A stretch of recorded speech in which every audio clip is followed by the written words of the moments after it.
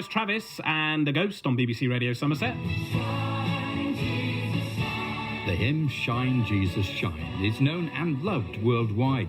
This Sunday, the writer of this and other classics like The Servant Kings and Meekness and Majesty leads our worship. I've been writing songs and hymns for much of my life. At the heart of Shine, Jesus, Shine is a prayer of hope for our nation, which is one of the themes of our service. Graham Kendrick shares the story of how he came close to death and how his faith has sustained him since childhood. Join him and listeners around the country for our church service of the airwaves from 8 this Sunday morning. Here when you need us most. But for now, it's BBC Radio Somerset. It's Luke Knight here with you until 10, 18 minutes past 7 then. A very good evening. Hope you're all doing okay. And this evening, right now, you are going to meet a very inspirational young lady. Her name is Elise Hayward. Now, Elise has cerebral palsy, so has been shielding with her family in Yeovil since lockdown started in March. Now, because of her condition, Elise has to use a machine to speak, but that doesn't get in the way of her plans because she's also a motivational speaker. Isn't that fantastic? Well, I'm delighted to say I am joined now by Elise and her mum, Claire. Hopefully they'll be on the line with us. Evening to you both. Hello, hi. Good evening to you. Hello. Can you hear me? I can indeed. Hello there, Claire. I take it that's Claire, Hi. isn't it? Hello. It is, yes. Right, do not fear because I have obviously sent you a load of questions for Elise Yes. to answer. So I'm really excited for how this is actually going to work. I'm really, really excited. So first of all, and obviously if anything technically goes a little bit pear-shaped, it's probably my fault. So, all right. But either way, it would be lovely to hear your story. So, first of all, I mean, Elise, over to you. I mean, how are you and how have you found life through lockdown? Hello, I am good, thank you. Yes, we are all shielding. I haven't been out since March. We are all doing well. We've had lovely weather, so it's been nice outside. That's absolutely wonderful. That's what radio's for, isn't it, Claire? That is what radio's for. And I'm loving the fact that Elise sounds like the Queen. Yes, that's her. That's why she chose the voice. Normally, she'll say, "Hi, I'm Elise, formerly known as the Queen." She introduces herself. Yeah. Oh, that's absolutely wonderful. Claire, I mean, for you, as a family, how has life been through lockdown over these past weeks, months? It feels like years, doesn't it? It does. I mean, I just can't believe, like, you know, in these crazy times, but actually as a family, we've really bonded. We've gone back to doing like pebble painting, making dens in the garden, putting a tent up, you know, just gone back to family, traditional fun things to do, really. Just going back to the roots of everything and actually bonding as a family. Not that you didn't have strong bonds from the start, of course. No, exactly. And I just think we've missed like our family. We haven't seen anyone else, so it's just been us. But it's been lovely. Like doing, it's been lovely doing the absolutely insidey stuff. Yeah, well, absolutely. I suppose that's what you've had to do. You've had to stay indoors for quite a while, haven't you? Yeah. We've been in since March the 16th. Really? Yeah. Oh my word! Have you not taken a step outside apart from in the garden, or have you not done anything? Literally, I think it was in the middle of lockdown. We decided. I thought I want to still know if I can drive my car. Yes. So we literally went for a drive, and it was crazy seeing how the world carries on if you haven't been out for so long. Yeah, but absolutely. I just can't take the risk. You know, I've got good friends that are doing our shopping, who are always checking in on us. So yeah, I've been very lucky, a lucky support network. Brilliant. Well, who are your friends? Did you want to give them a name check whilst you're on the radio? Yeah, so I've had Nikki Beard doing my shopping, Rosie Pritchard as well, been doing our shopping, and Anna Fitton. I hope I don't miss anyone out. And Maria Anthony, brilliant, always checking in on us. It's the pressure now, isn't it? Forgetting anyone or missing them out. But I'm sure. But I'm sure they know who they are. I'm sure they know who you are. Elise, another question for you then. So can you actually tell us about what you know of your condition, what cerebral palsy is? Cerebral palsy affects everyone different. I am very lucky. I understand everything and have always been in mainstream schools. What is affected is my hands, legs, and my speech. But I'm very cheerful. Nothing will ever stop me and get in my way. Oh, bless you. That's amazing. Honestly, I'm so taken aback by all of this, and the power of technology as well is absolutely incredible.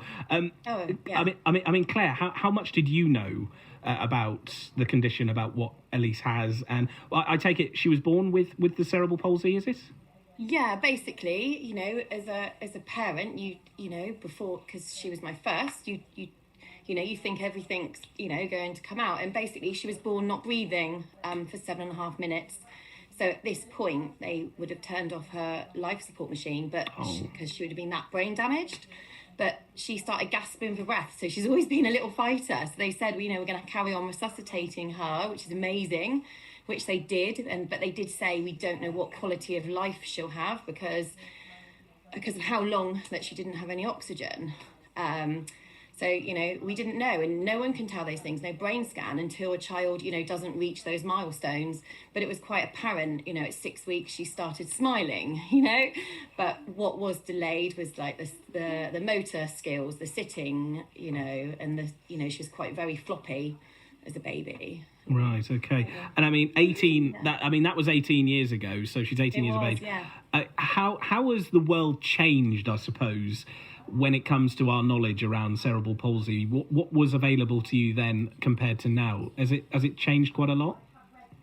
I think, I mean, I'm not really sure what you know, what they do for babies now. I have read things like now. I think if they've got brain damage, they can freeze. They almost like freeze the baby or something. So they cool them down so they don't get damaged to their kidneys and liver and any further damage. There's like an incubator that they can do. So that wasn't available 18 years ago. Gosh, but in terms of the support, I suppose, because I think that's one of the good things about this country is that there is a lot of support out there for people like Elise, isn't there? Yeah, absolutely. We've got a great support network with physios, speech and language therapists, like the PIMS team, like right from when she was younger, you know, and when technology wasn't even there. So when she started school, she went to mainstream primary, you know, straight away they were there with this A to Z, a sheet of A5 paper, you know, which had pictures on it, so she would be able to point to what she wanted, a drink or a food. Of course she can't point, so she'd use her fist. There's always a way of her trying to communicate, you know, so we knew that point that actually she's quite clever, bless her. Absolutely, I'm not doubting that in the slightest. Yeah. Absolutely. So, Elise, let's hear another question from you then. So, how does cerebral palsy affect your day-to-day life? Can you tell us? Every day I have help from my mum. Getting dressed, feeding, bathing and all cares. But we are moving to a bungalow soon, which I am so excited about. That will help me be so much more independent, so I can use my walking frame to get around. Wow. Yeah. So, I mean, she reinforced the fact that you are getting the support then, you know, you're moving to a more accessible home, absolutely. More disabled access. I mean, that shows that there is support out there. Yeah, massively. I mean, Somerset County Council, they've been amazing. We've got a bungalow. It's going to have a wet room, in a bedroom for her, for all her needs, you know, which will help her out. And it'd just be so nice because at the moment, you know, I have to lift her in and out the bath and carry her, and, you know, she's 18, so my back could be pleased for the bungalow as well as Elise's independence, won't it? It does make a difference. It really does make a difference, doesn't it? Massive. It'd be amazing, yeah. Well, Elise, now, I want to get onto this question because this is the bit that fascinates me the most, actually, is how you got into being a motivational speaker. I find this really fascinating. Can you tell us how you got into it and why you decided to do it? I have always been positive and wanted to be like all my friends at school and college. I never wanted to go in a wheelchair and always wanted to use my walking frame so I could run around with friends. But one thing I couldn't do was talk to them. I had a communication edge. I was very shy for years and wouldn't talk as I didn't like feeling different. One day at school, I was asked to take assembly. I was so nervous. But after I absolutely loved it. I had great support from the PIMS team, who arranged for me to talk at schools and SENCO conferences at Somerset County Council. I feel I can offer a lot from my own experiences. Yeah. Wow, you've got big plans. You've got big plans, haven't you? Absolutely. Yeah. When Elise came to you, Claire, with the idea of being a motivational speaker, what were you first thinking? How did you take it?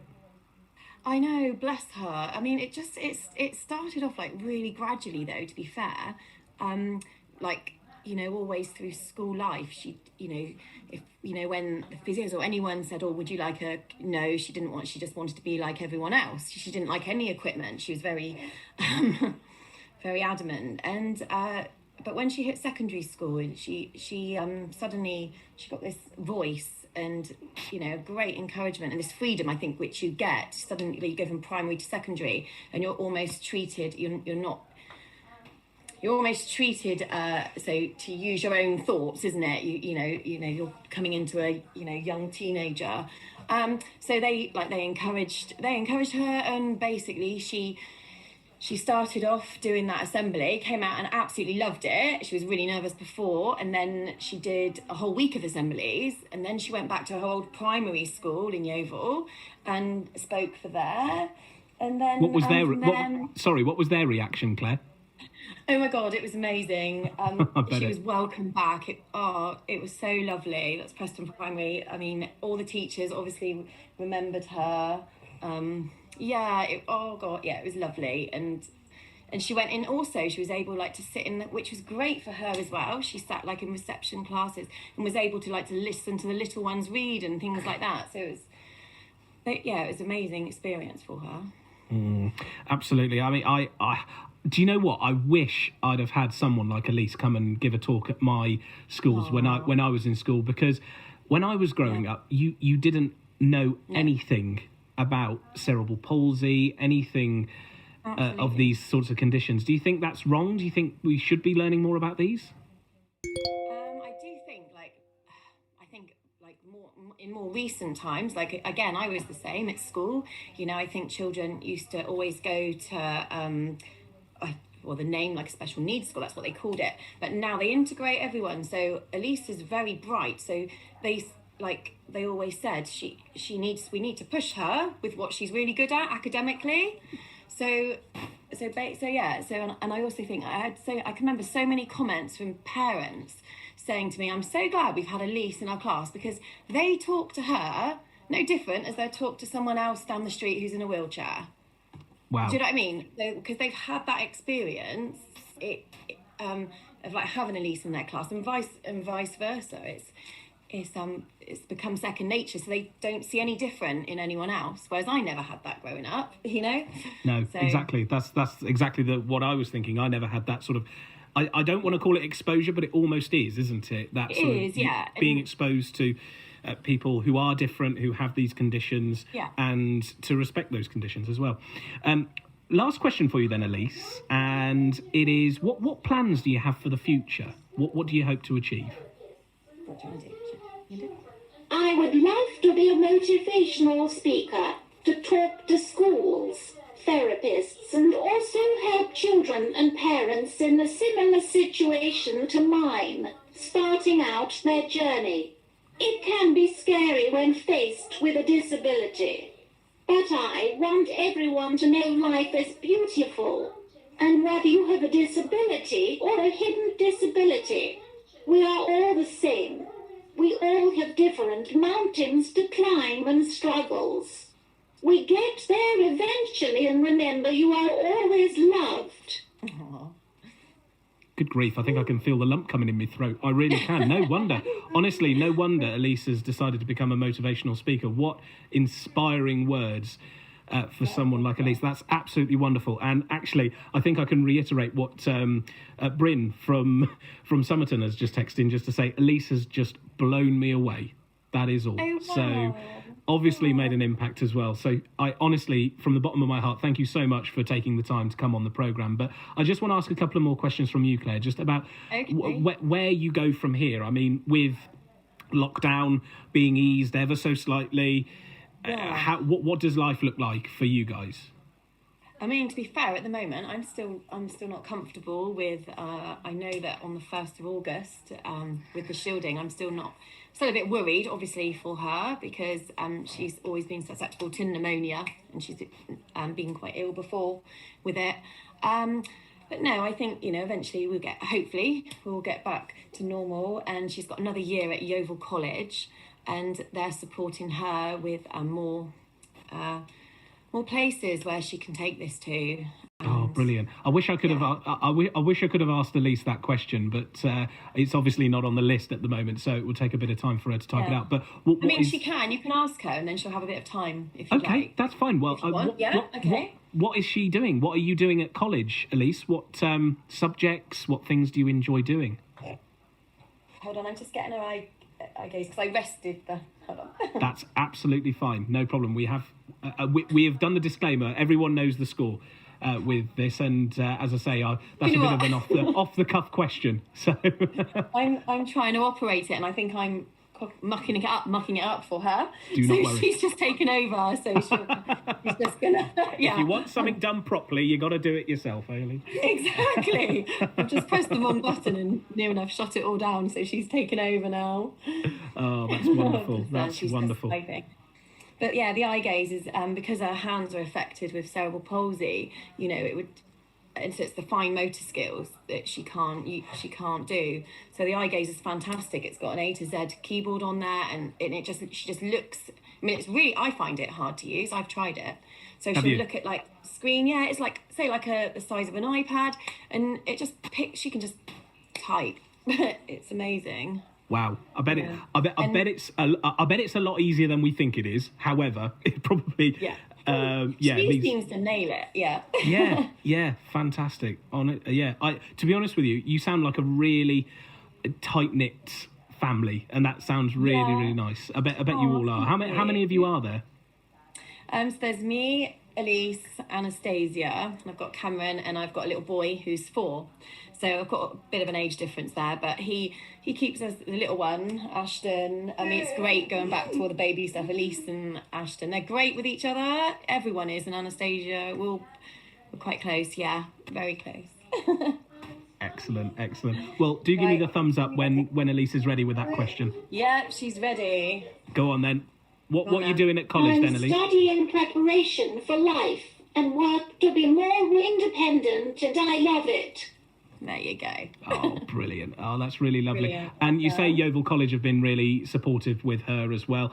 So, yeah, I mean, so what is the score with college? I mean, how will she attend? Will it be all Zoom calling and all that sort of thing? Or? To be fair, I'm not sure what's happening in September. I mean, so far they've been fantastic through this lockdown.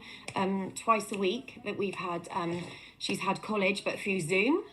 So they've been able to take like a few little lessons, which has been lovely. So it also keeps her in contact with all her friends there as well. So well, honestly, I wish you and all your family, Elise, you and all of your family, thank you, a very bright and happy future. Thank you ever so much for coming on the programme. I just want to read out a couple of other messages as well that I've had in from Steve, who's in Fish Ponds. Simply says, wow, well done, Elise, fantastic. And Roy has also messaged in just to say, very clever young lady. So I hope you heard all of that, Elise. She's just wrote this as well already. Hold on. Go on. Thank you so much for having me on your show. Stay safe. Oh, bless her. Oh, that's wonderful. Honestly, this has probably been one of my favourite interviews I've ever done for this station. So you've been absolutely incredible. You've been absolutely incredible, both of you. Thank you ever so much. You stay safe, won't you? And take care. Yeah, we'll do. And you. Thank you very much. Bye. Bye-bye. Bye-bye. Oh, that's wonderful. Honestly. Oh, where's a tissue when you need one?